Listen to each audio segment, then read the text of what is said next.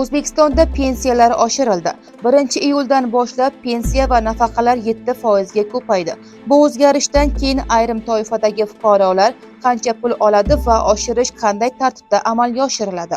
2026-yil 1-iyuldan O'zbekistonda ish haqi, pensiya va nafaqalar miqdori 7% ga oshirildi. Bu o'zgarish prezidentning tegishli farmoni asosida amalga oshirilgan. Pensiya tizimidagi eng muhim yangiliklardan biri yoshga doir eng kam pensiya 983 ming so'm etib belgilanganidir. Nogironlik pensiyasining eng kam miqdori esa 1 ming so'm etib belgilandi. Shuningdek, pensiyani hisoblashda ishlatiladigan bazaviy miqdor 504 ming so'm etib belgilangan. Bu raqamlarni to'g'ri tushunish muhim. 983 ming so'm barcha pensionerlar oladigan bir xil summa emas. Bu yoshga doir pensiyaning eng kam miqdori.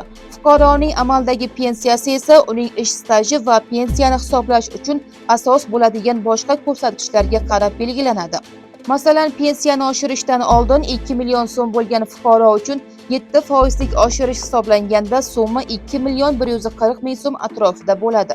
Ammo har bir pensioner uchun yakuniy miqdor alohida hisoblanadi. Yana bir muhim masala nafaqalar. 7% oshirish faqat pensiyalar bilan cheklanmaydi. Ayrim ijtimoiy nafaqa va to'lovlar ham yangi miqdorlarda belgilandi. Shu sababli pensionerlar va nafaqa oluvchilar iyul oyidan boshlab o'z to'lovlaridagi o'zgarishlarga e'tibor berishi kerak. Rasmiy ma'lumotlarga ko'ra, O'zbekistonda 4 milliondan ortiq pensioner mavjud. Demak, bu o'zgarish juda katta miqdordagi aholining daromadiga ta'sir qiladi. Endi yana bir savol: pensiya qachondan oshgani hisoblanadi? Yangi miqdorlar 2026-yil 1-iyuldan kuchga kirgan.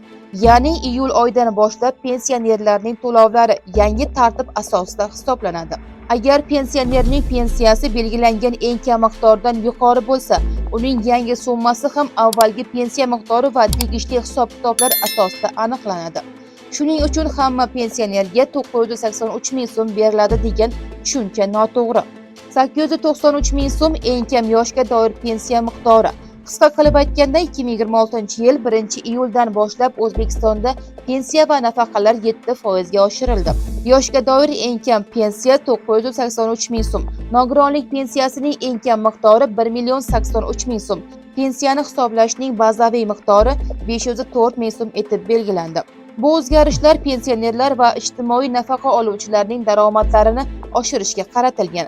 Agar sizning oilangizda pensioner bo'lsa, uning iyul oyidan boshlab belgilangan yangi pensiya miqdorini tekshirib ko'ring. O'zbekistondagi pensiya, nafaqa va boshqa muhim yangiliklarni tezkor bilish uchun kanalga obuna bo'ling. Xayr, salomat bo'ling.